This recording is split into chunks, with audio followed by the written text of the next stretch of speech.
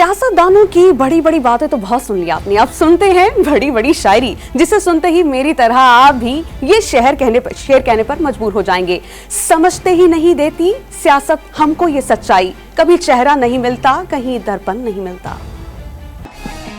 हम सोए नहीं कई रातों से,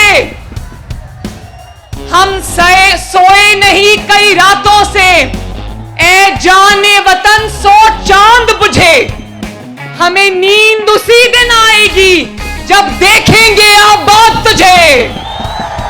एक हुनर है जो कर गया हूं मैं, सबके दिल से उतर गया हूं मैं। तुम अपनी इंतहा तो बताते, खुद को थोड़ा और गिरा देता मैं। जब कोई नया टैक्स लगाएगा तुमको एक शख्स याद आएगा, जब कराची में न पानी आएगा हर कोई ईद पर नहाएगा, तुमको एक शख्स याद आएगा।